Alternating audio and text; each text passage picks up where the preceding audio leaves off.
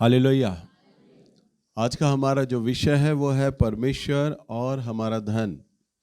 सो आइए हम प्रभु के वचन में चलेंगे। निकालिए दूसरा कुरिन्थियों की किताब और इसका 8 अध्याय और इसके 11 पद से हम लोग मनन करेंगे। इसलिए अब यह काम पूरा करो कि जैसा इच्छा करने में तुम तैयार थे, वैसा ही अपनी अपनी पूंजी के अनुसार पूरा भी करो। क्योंकि यदि मन की तैयारी हो तो दान उसके अनुसार ग्रहण भी होता है जो उसके पास है, ना कि उसके अनुसार जो उसके पास नहीं। बस, बहुत ही सुंदर वचन है। लिखा है दूसरा कुरिन्थियों 8 अध्याय 11 पद में, क्योंकि अब ये काम पूरा करो। क्या करो? कि जैसा इच्छा करने में तुम तैयार थे, वैसा ही अपनी अपनी पूंजी के अनुसार भी करो। यानी जो प्रभु का तुम काम करना चाहते हो और जैसा तुम इच्छा करते हो, तुम्हें उस इच्छा में तैयारी चाहिए।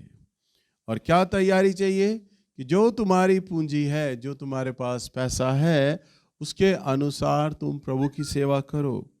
और 12वें पद में ये बात बहुत अच्छा लिखा है, क्योंकि यदि मन की तैयारी हो तो दान उसके अनुसार ग्रहण भी होता है। क्या लिखा है? यदि मन की तैयारी हो तो दान उसके अनुसार ग्रहण भी होता है जो उसके पास है, ना कि उसके अनुसार जो उसके पास नहीं है। हालेलुया। सो जब प्रभु का वचन साफ कहता है, अगर मन की तैयारी है, इधर ध्यान दो, अगर मन की तैयारी है तो वचन में लिखा है दान ग्रहण होता है। और दूसरे शब्दों में, अगर मन की तैयारी नहीं है तो दान ग्रहण नहीं होता। तो दान ग्रहण नहीं होता। आप जितने लोग यहाँ पर आए हैं, पिछली बार मैं आप लोगों से बता रहा था, अगर आपको ध्यान हो तो आप जितने लोग यहाँ आज प्रभु के भवन में आए हैं, तो इस समय आप अपने साथ कुछ ना कुछ भेंट तो लेकर आए होंगे प्रभु को देने के लिए। आपको मालूम है भेंट लिया जाएगा, भैया का वचन होगा, वचन देने के बाद 2 बहनें आएंगी और तब हम भेंट देंगे। और जो भेंट होगी, हम जैसा सामने जब आएंगे तब देख लेंगे, डाल देंगे कुछ ना कुछ। देखेंगे 20 रुपया, उससे कम नोट होगा 10 रुपये डाल देंगे, और 10 रुपये से कम होगा 5 का सिक्का तो वो डाल देंगे। आएगा ना कुछ ना कुछ तो जेब से निकाल के दे ही देंगे ना। आपको ऐसे नहीं करना कि कुछ ना कुछ निकाल के दे ही देंगे। आपको जब प्रभु के भवन में आना है तो पूरे मन की तैयारी के साथ आना है कि मैंने अपने प्रभु को अब मैं देने जा रहा हूं, मैं उसको भेंट देने जा रहा हूं, तो मन की तैयारी के साथ आए।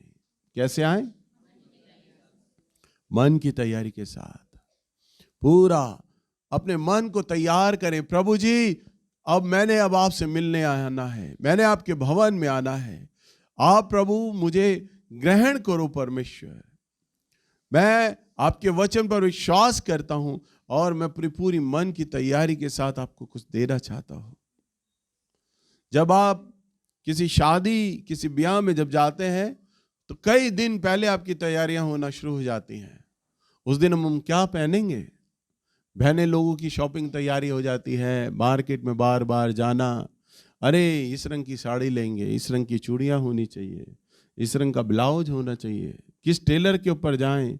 भाई टेलर के पास जाएंगे बार बार, कई बार 2-3 बार ही बुलाएगा, फिटिंग होगी नहीं होगी, दुनिया भर की तैयारियां। भाई लोगों की भी ऐसी ही तैयारी होती है। एक दिन शादी का और तैयारी कई दिन पहले की हो रही होती है, मन की तैयारी।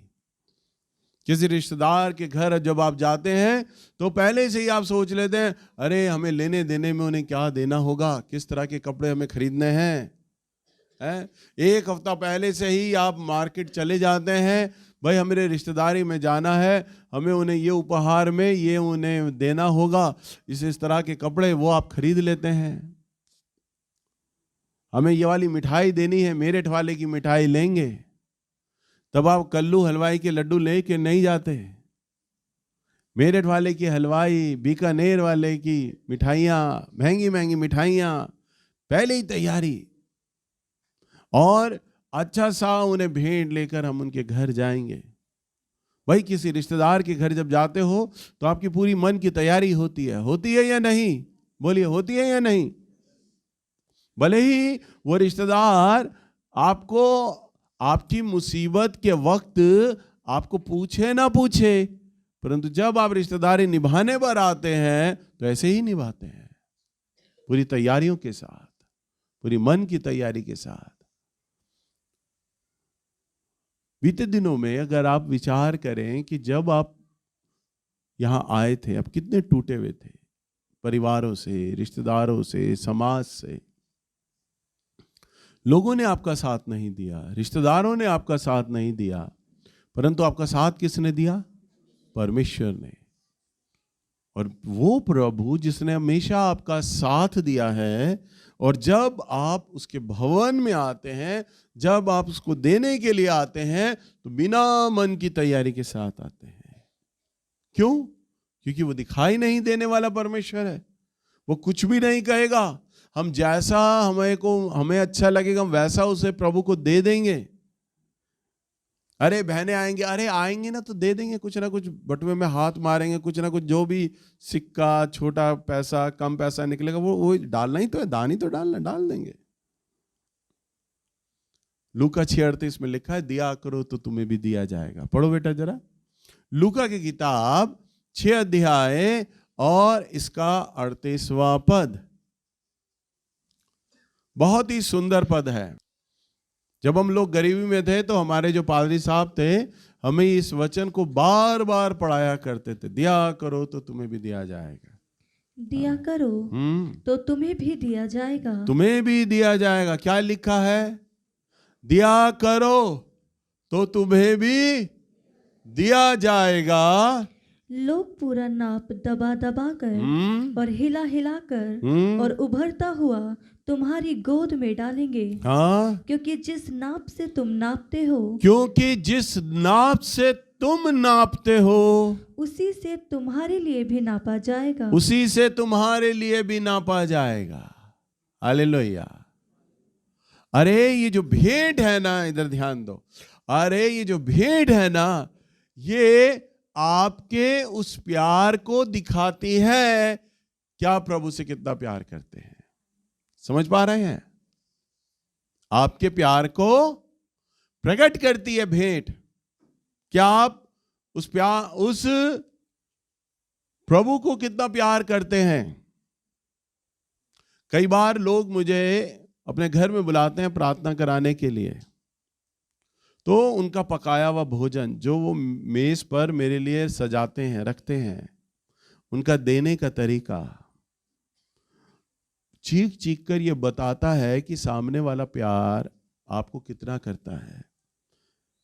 उस परिवार का प्रेम उनके खाने बनाने में, खाना परोसने में मुझे दिखाई देने लग जाता है। कई बार लोग मुझे बुलाते हैं आशीष के लालच में, भैया जी आएंगे, इनके पैर पड़ जाएंगे, हमारी दुकान अच्छी चल जाएगी, हमारा काम अच्छा चल जाएगा, हमारे घर आशीष आ जाएगी, तो मुझे बुलाते हैं, मैं उनके लिए प्रार्थना करता हूँ। तो चलते समय 150 रुपया, 500 रुपया जो उनसे बन पड़ता वो दे देते हैं। फिर वो कहते हैं भैया हम आपके लिए कपड़ा भी लेकर आए, हम आपको देंगे। मैं कहता हूँ अरे रहन दो रहन दो रहन दो, नहीं भैया हम आपके लिए लेके आए हैं। अच्छा, और वो पैक किया हुआ होता है, वो दे देते हैं बड़े प्यार से। जब घर जाते हैं तब उसे खोला जाता है, तब वो पता चलता अरे कई सालों पुराना अलमारी में पलंग में दबा हुआ था वो पैंट शर्ट का कपड़ा, किसी को शादी ब्याह में मिला होगा, अब वो दे नहीं पाए, उन्हें याद आया अरे भैया आएंगे ना तो भैया को दे देंगे ये वाला। अब वो पैंट का कपड़ा जो उस परिवार ने दिया होता है ना, उसका रंग रूप फेड होने लग जाता है। कई लोग इतने अच्छे कपड़े देते हैं कि वो तय लगे हुए इतने सालों पुराने होते हैं कि उसमें तय में भी त्रेड़ आने लग जाती है, गलने लग जाता है वो कपड़ा। वो शर्ट का कपड़ा इतना छोटा होता है, शर्ट बन ही नहीं सकती।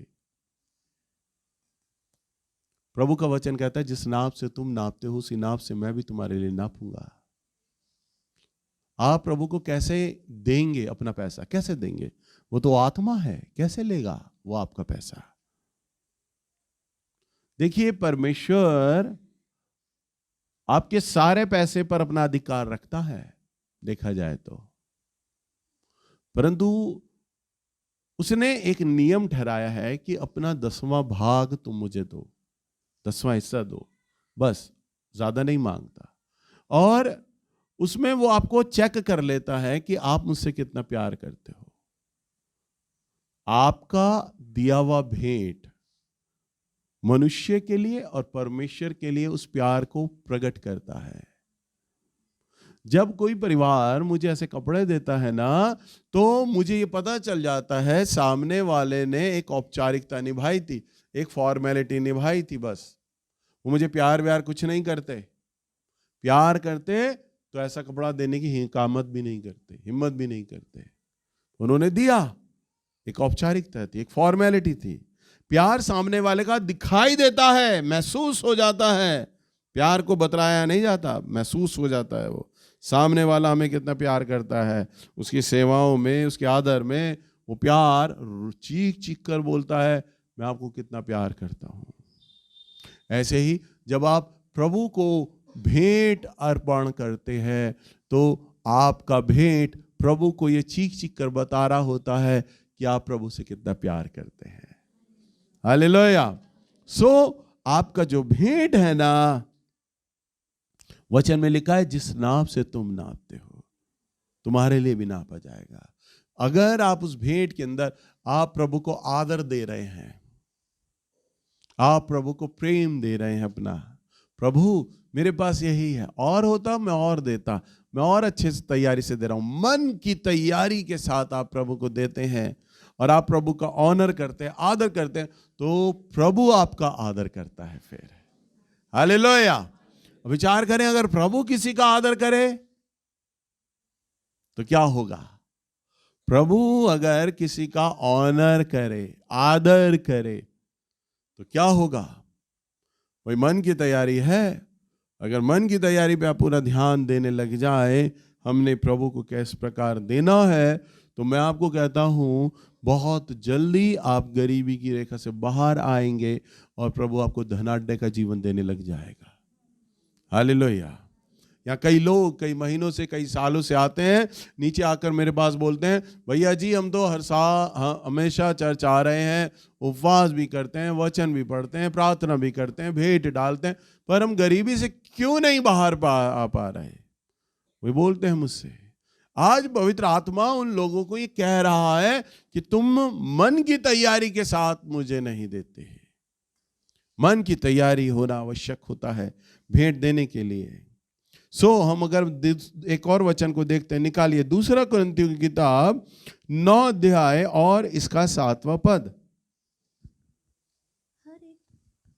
हर एक जन जैसा मन में ठाने वैसा ही दान करे, ना कुड़कुड़ के और ना दबाव से, क्योंकि परमेश्वर हर्ष से देने वालों से प्रेम रखता है। हाँ, वचन में क्या लिखा है? बहुत सुंदर बात है। देखो, हर एक जन जैसा मन में ठाने है वैसा ही दान करे। आपने कुछ ठाना, ध्यान दो, आपने कुछ ठाना, आज इस इतवार को हम प्रभु को कितना देंगे? ठाना, ठाना। आपने तो ये ठाना, अरे आ जाएगी तो दे देंगे ना, सामने भेंट वाली बहन आएगी तो दे देंगे, जो भी होगा छोटा से छोटा वो दे देंगे। वो ठाना है आपने।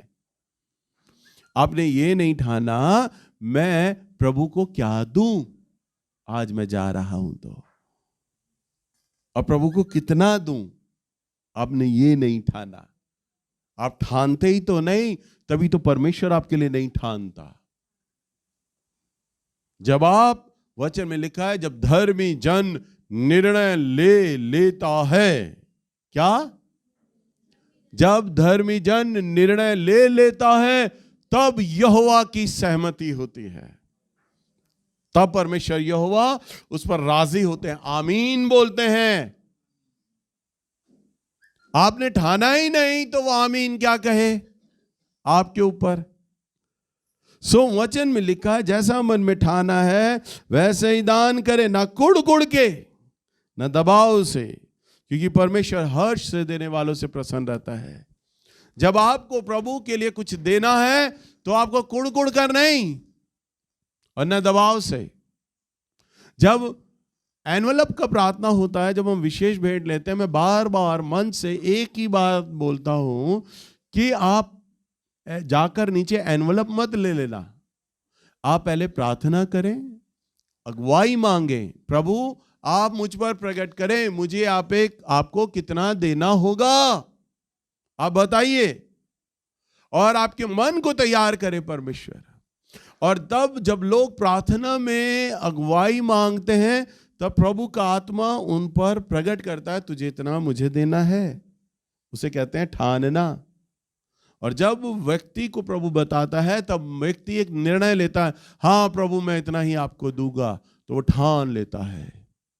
अब 1 महीना 1.5 महीना बाद भेंट दिया जाएगा, परंतु उसने ठान लिया है और अब वो उस धन को जुटाने में लग गया है, मुझे अब प्रभु को इतना देना होगा। एक मन की तैयारी होती है, फला फला दिन भेंट लिया जाएगा, हमें प्रभु को एक विशेष भेंट देना होगा, पूरे मन की तैयारी के साथ आता है। मुझे अच्छे से याद है, अब की बार जब फाइनेंशियल प्रेयर हो रहा था तो संजू बहन को मैंने रखा था कि वो भविष्यवाणी में प्रभु की आत्मा के द्वारा लोगों के लिए भविष्यवाणी करे, जिन लोगों ने किस मन से भेंट दिया है। और जब वो परिवार के लिए प्रार्थना कर रही थी तो कई परिवारों के लिए उसने बोला, आपने तो ऐसे ही जाके एनवलप ले लिया, आपके मन की कोई तैयारी ही नहीं थी, आपने तो उसमें जो भेंट डालने के लिए ऐसे ही विचार कर लिया, आपको नहीं लेना चाहिए था, आपने क्यों ले लिया, आपकी कोई तैयारी नहीं है। कई लोगों को उसने बोला, और कई लोगों को बोला आपके मन को प्रभु ने देखा, आपकी भेंट को प्रभु ने देखा है और आपको प्रभु आशीषित कर रहा है। उस विशेष भेंट में जो 3 महीने बाद ली जा रही है, 3 महीने का वक्त दिया जा रहा है, लोग मालूम है कितना डाल रहे हैं, उसमें भी 10 रुपया डाल रहे हैं। 3 महीने का वक्त, और क्या मन की तैयारी निकली 10 रुपए की। क्यों मालूम है? क्योंकि उसमें भैया हमारे लिए प्रार्थना करेंगे, सर पर हाथ रखकर हमारे लिए भविष्यवाणी होगी, हम 10 रुपए में ये सारा कुछ करा लेंगे। बड़े चालाक। 10 रुपए का एनवलप लेंगे, वो एनवलप लेंगे, 10 रुपया डालेंगे, नाम भी चढ़ जाएगा, हमें निमंत्रण गेट पास भी मिल जाएगा, भैया हमारे लिए प्रार्थना भी कर देंगे, हम 10 रुपए से सारा स्वर्ग लूट लेंगे। कितने चालाक होते हैं लोग। और प्रभु तो मन और गुर्दों को जांचने वाला परमेश्वर है। भविष्यवाणी में प्रभु बोलता है, तुम्हारी तो तैयारी ही नहीं थी, तुमने क्यों डाला, तुम ऐसे ही आ गए। तो उन्हें यह लगता है प्रभु हमें आशीष दे देगा। नहीं, प्रभु अपने वचन में कहता है, सोना और चांदी तो मेरा ही है, तुम मुझे क्या दोगे, तुम मुझे दे ही नहीं सकते। परमेश्वर सिर्फ अगर भूखा है ना, तो वो आपके प्यार का भूखा और आपके आदर का भूखा, और कुछ भूखा नहीं है। वो आपका पैसा नहीं लेना चाहता, वो कहता है तुम रखो, परंतु वो ये चाहता है कि वो आपके प्यार का और आपके आदर का भूखा है। बस वो किस चीज का भूखा है? आपके प्रेम का, आपके प्यार का, आपके आदर का भूखा है। और जो भेंट है ना हमारी, हमारे आदर को, हमारे प्रेम को प्रकट करती है कि हम परमेश्वर को दें। इसलिए ना कुड़कुड़ा कर, ना दबाव से, बल्कि हर्ष से, बड़े आनंद के साथ। ये नहीं सोचना हमने प्रभु को इतना दे रहे हैं, ना, बहुत खुशी के साथ। और वो आनंद कब आएगा? जब मन की तैयारी होती है। कब आएगा भाई? जब आप किसी के लिए कुछ करोगे और जब आपका मन उस चीज के लिए तैयार होगा, तभी तो आपको वो आनंद आएगा उस काम को करने में। और जब मन ही तैयार नहीं होगा तो आपको आनंद भी नहीं आएगा। प्रभु चाहता है जब तुम मुझे दो ना, तो पहले आपका मन तैयार हो और आप आनंदित हो मुझे देते हुए। खुश होने चाहिए आप, हैं? ये नहीं कि अब जब बहनें आ रही हैं और भेंट लेने का वक्त आ रहा है और बहन मान लो इस लाइन में आई है तो दूसरी सोचे ओ सामने आ गई है, पड़ोसन भी बैठी है, मैं नहीं दूंगी तो क्या सोचेंगी मेरे बारे में, कंजूस है, अरे चल दे ही देती हूँ कुछ ना कुछ अपनी इज्जत को बचाने के लिए। ऐसा नहीं, आप दो ही मत, आप दो ही मत, उस दिन दो मत। आपका मन तैयार नहीं है ना, मत दो। मैं ये नहीं कहता सारे लोग दे दे, आप मेरे प्रोवाइडर नहीं हो, मेरा प्रोवाइडर तो प्रभु यीशु मसीह है। हमारा कोविड के टाइम पे जब फर्स्ट लॉकडाउन हुआ था ना, 8 महीने हमारा चर्च नहीं लगा था। उस 8 महीने में ना मैं और ना मेरे प्रचारक कोई भूखा नहीं मरा, जबकि भेंट देने के लिए हमारे पास दरवाजे पे भी लोग नहीं आए, परंतु प्रभु ने हम सबका पेट भरा था, हमारी सारी जरूरतें पूरी करी थी। हालेलुया। आप हमारे प्रोवाइडर नहीं हो। आप ये मत सोचना है कि आज हम भैया को पैसा नहीं देंगे तो भैया को दिक्कत हो जाएगी, ना, मुझे दिक्कत हो भी नहीं सकती। आप अपनी भेंट अपने हाथ में रखिए, जब आपका मन हो और जब आपको आनंद मिले प्रभु को देते हुए, तब आप दो, कुड़गड़ा कर नहीं, दबाव से नहीं।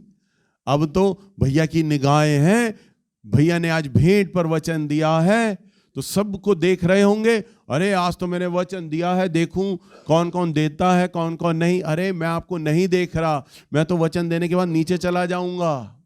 आप दो या ना दो, वो तो आपका और परमेश्वर का लेन देन है, बस मैं चला गया। और वचन में लिखा है तूने अपनी मेहनत करी, तेरी मजदूरी मैं दे दूंगा। प्रभु तो मुझे दे देते हैं, मेरी जरूरत को पूरा कर देंगे, परंतु ये आपका और आपके परमेश्वर के बीच में आपका फैसला है, आप किस प्रकार प्रभु को देते हैं। आज अगर मन की तैयारी नहीं है, मत दो। अगले संडे आओगे, वचन सुनो, और तो भी मन की तैयारी ना हो, मत दो।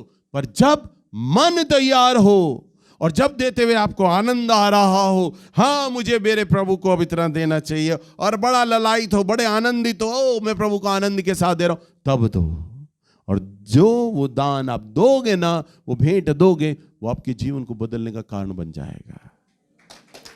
क्योंकि तब आप प्रभु को पूरे आदर के साथ भेंट दे रहे होगे, उसे पूरा प्यार दे रहे होगे, पूरी इज्जत दे रहे होगे। और जब आप ऐसा कर रहे होगे, तब परमेश्वर को वो आदर, वो प्यार जो वो डिजर्व करता है, जिसके वो योग्य है, जब वो मिलता है ना परमेश्वर को, तब वो आपके जीवन को बदल देगा।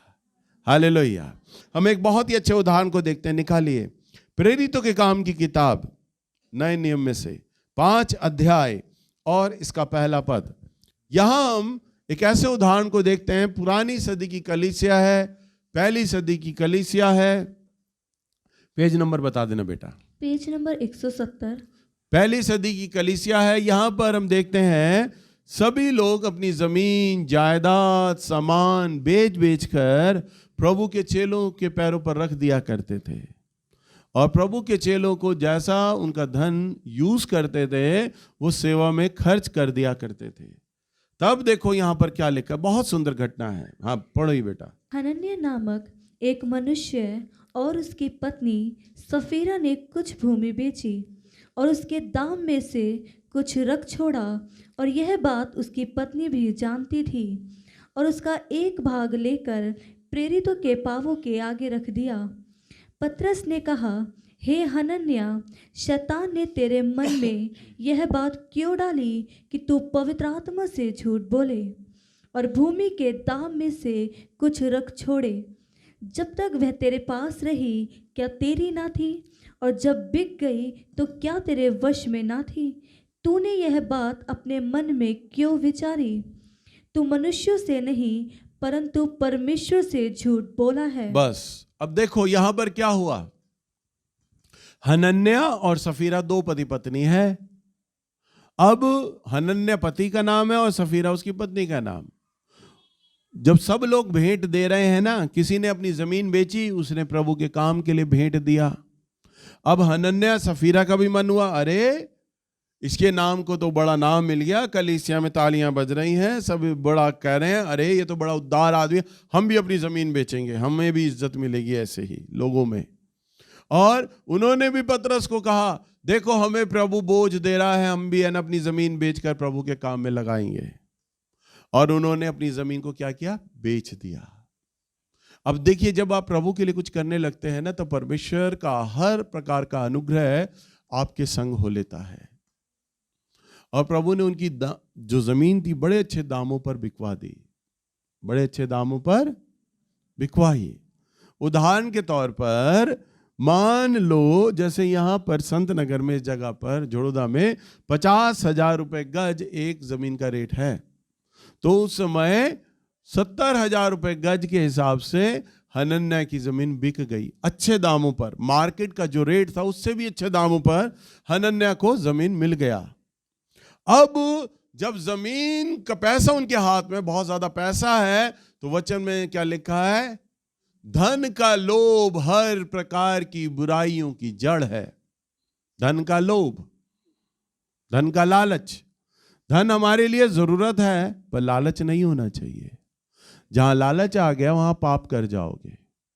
अब क्या किया कि धन का लोभ हर प्रकार की बुराइयों की जड़ है। अब उनके मन में आया, अरे ये तो बहुत अच्छे दामों पर हमारी जमीन बिकी है, अब इस जमीन को हम क्या करें, कुछ पैसा रख लेते हैं, कुछ पैसा हम प्रभु के काम के लिए पतरस को दे देंगे, और पतरस को कहेंगे कि भाई इतने में ही बिकी है। और पतरस तो आदमी है, मनुष्य है, उसे लगेगा अरे उस जगह का तो रेट इतना ही तो चल रहा है, इतना ही तो पैसा मिलेगा, इसे क्या पता हमारी जमीन तो अच्छे दामों पे बिकी है, हम तो उस पैसा बचा लेंगे, पर जो मार्केट वाला रेट है वो हम पतरस को दे देंगे। तो पतरस और तमाम चर्च में लोग जो कलीसिया के हैं वो खुश हो जाएंगे, हमारे नाम को तालियां मिलेंगी, हमें इज्जत मिलेगी, अरे बड़े दानवीर लोग हैं, और कुछ पैसा हम रख लेंगे, किसी को पता भी नहीं चलेगा। और उन्होंने ऐसा ही मन बनाया और क्या किया, पैसे को रख लिया। और जब पतरस के पास आए तब पतरस ने कहा 3 पद में, हे अनन्याह, शैतान ने तेरे मन में ये बात क्यों समवाई कि तू पवित्र आत्मा से झूठ बोले, कि तू पवित्र आत्मा से झूठ बोले। अब देखो, मैं आपको क्या बता रहा था, भेंट के समय लोगों ने 10-10 रुपया डाला। शैतान ने उनके मन में विचार दिया, 10 रुपए डालना, ज्यादा मत डालना, भविष्यवाणी तो होनी है तुम्हारे लिए, सामने वाला जो भविष्यवाणी कर रहा होगा उसे क्या पता तुमने एनवेलप में कितना डाला था, डाल दो। भैया जी को भी क्या पता, प्रार्थना हो जाएगी, तुम्हें तो आशीष मिल ही जाएगी ना, 10 रुपया डालो। सामने वाला, हाँ सही तो है विचार, 10 रुपया डालूंगा, भविष्यवाणी भी हो जाएगी, आशीष मिल जाएगी मुझे। परंतु ये नहीं पता, पवित्र आत्मा से कुछ तुम छुपा नहीं सकते। हालेलुया। और संजू ने क्या कहा, तुमने बहुत कम पैसा डाला है, तुम्हारी देने की इच्छा नहीं थी, तुम क्यों आ गए देने के लिए। और उन्हें प्रभु ने कोई आशीष वचन नहीं बोले, उनके लिए कोई भी अच्छी भविष्यवाणी में प्रभु ने कुछ नहीं कहा। हालेलुया। तो पवित्र आत्मा से आप झूठ नहीं बोल सकते, उसके जन से आप झूठ नहीं बोल सकते। तो यहां पर पतरस ने कहा कि तूने पवित्र आत्मा से क्यों झूठ बोला, और भूमि के दामों में से कुछ क्यों रख छोड़े, क्यों पैसा रख लिया तूने, थोड़ा सा पैसा। पतरस ने कहा, जब तक वे तेरे पास थी क्या तेरी नहीं थी, परंतु जब ये बिक गई तब तेरे वश में ना थी। और तूने ये बात अपने मन में क्यों विचारी कि तू मनुष्य से नहीं वरन परमेश्वर से झूठ बोलता है। हालेलुया। जो पैसा आपने कमाया है और जब आप उसे प्रभु के लिए अलग कर देते हैं ना, भले ही वो पैसा आपने कमाया था पर अब उस पर आपका अधिकार ना रहा, अब उस पैसे पर आपका अधिकार नहीं है। अगर मान लो आप संडे के दिन आ रहे हैं, आप विचार करते हैं ये वाला 100 का नोट मैं भेंट में डालूंगा, और भेंट में डालने के वक्त आपको ध्यान आता है, अरे मेरी जेब में तो यही 100 का नोट है, अभी तो मैंने रिक्शे से भी जाना है, 50 रुपए डाल लेता हूँ, निकाल लेता हूँ, अभी तो रिक्शे से भी तो जाना है ज्यादा नहीं दे रहा मैं अब की बार, हर बारी तो मैं 10 रुपया डालता था, आज मैं कुछ ज्यादा ही भावुक हो गया वचन सुन के, 100 रुपया डाल रहा हूँ, ये तो ज्यादा जा रहा है, 50 रुपये डाल लूँ ठीक रहेगा, 20 रुपये डाल लूँ ठीक रहेगा, भैया को क्या पता। तो मालूम है प्रभु क्या कहेगा, अभी 100 रुपए के लिए जब तूने मन बनाया ना, तो तेरा ही था, तूने ही कमाया था, तूने क्यों रख छोड़ा? जब तूने मन बना लिया ना देने का तो वो प्रभु का हो गया। हालेलुया। जब आप मन बना लेते हैं, क्या कर लेते हैं? प्रभु तभी बोलते हैं तू कोई कसम मत खा लेना, तेरी बात हाँ की हाँ और ना की ना में रहे, क्योंकि आप अपने शब्दों के द्वारा ही फंस जाते हैं। जो आपने बोला प्रभु को, प्रभु कहता है जो पृथ्वी पर बांधोगे वो स्वर्ग में बंध जाएगा। आपने प्रभु को कहा प्रभु जी मैं 100 रुपये आपको दूंगा, तो प्रभु कहते हैं हाँ और आमीन, ये मेरा हो गया है। जो प्रभु का हो गया वो उस पर आपका अधिकार नहीं रहा। अब आप उसमें से 50 रुपये और 20 रुपये नहीं डाल सकते। हालेलुया। हन्ना ने यही किया, जमीन उसकी थी, पैसा उसका था, परंतु उसने मन बनाया था मैं सारा प्रभु को दूंगा। पर उसे यह नहीं पता था बड़े अच्छे दामों पे बिकने वाली है उसे, क्योंकि उसने मन बनाया था मैं प्रभु को दूंगा। और जब प्रभु के लिए उसने मन बनाया ना, तो परमेश्वर के लिए वो करने जा रहा है। परमेश्वर ने अनुग्रह किया और बहुत अच्छे दामों पे उसकी जमीन बिक गई। और जब अच्छे दामों पे जमीन बिक गई तो शैतान ने क्या दिया, उसे विचार दिया जमीन ज्यादा दामों पर बिका है। पतरस को मार्केट वैल्यू नहीं पता, उसे बोल देना कि इतने की ही बिकी थी, बाकी पैसा तुम रख लो, क्योंकि तेरी तो जमीन है, तेरा ही तो पैसा है, तू जितना चाहे मन, तेरा मन होगा तू प्रभु को दे। परंतु उसने पहले क्या किया था, ठाना था, विचार किया था, जो जमीन होगी जितने की भी बिकेगी मैं प्रभु को दे दूंगा। हालेलुया। तब वहां पर क्या लिखा है 5वें पद में, ये बात सुनते ही हनन्याह गिर पड़ा और प्राण छोड़ दिए। हाँ, और सब सुनने वालों पर बड़ा भय छा गया। हाँ, प्रभु ने दंड दिया। क्या? सब पर बड़ा भय छा गया। वचन में लिखा है यहोवा के हाथ पड़ना बड़ी भयानक बात है। प्रभु से कभी भी, वो कहते हैं ना एक खड़ी लैंग्वेज में, पंगा। प्रभु से पंगा मत लेना। हंसी ठट्टा वाला नहीं है हमारा परमेश्वर, बहुत गंभीर परमेश्वर है वो। मजाक में भी मत ले जाना उसको। जो आशीष दे रहा है वो दंड भी दे सकता है, श्राप भी दे सकता है। हालेलुया। सॉरी, हनन्याह ने झूठ बोला पतरस के आगे और लिखा है उसके प्राण निकल गए। पतरस ने प्राण नहीं निकाले, परंतु जब उसने प्रभु की आत्मा के आगे झूठ बोला, यह साबित हो गया कि वो झूठ बोल रहा है, उसके प्राण निकल गए। और क्या हुआ? फिर जवानों ने उठकर उसकी अर्थी बनाई और बाहर ले जाकर गाड़ दिया। लगभग 3 घंटे के बाद उसकी पत्नी जो कुछ हुआ था न जानकर भीतर आई।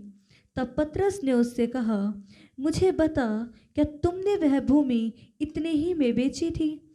उसने कहा, हाँ, इतने ही में। हाँ, 3 घंटे बाद सफीरा आती है उसकी पत्नी, उसे मालूम ही नहीं मेरा पति मर चुका है। वही भवन में आती है। पतरस कहता है, क्या जमीन तुमने इतने में ही बेची थी? उसने कहा, हाँ, इतने में ही तो बेची थी जितना मेरा पति बता रहा है। और फिर वो क्या कहता है? पतरस ने उससे कहा, यह क्या बात है कि तुम दोनों ने प्रभु के आत्मा की परीक्षा के लिए एका किया। हाँ? देख, तेरे पति के गाड़ने वाले द्वार ही पर खड़े हैं और तुझे भी बाहर ले जाएंगे।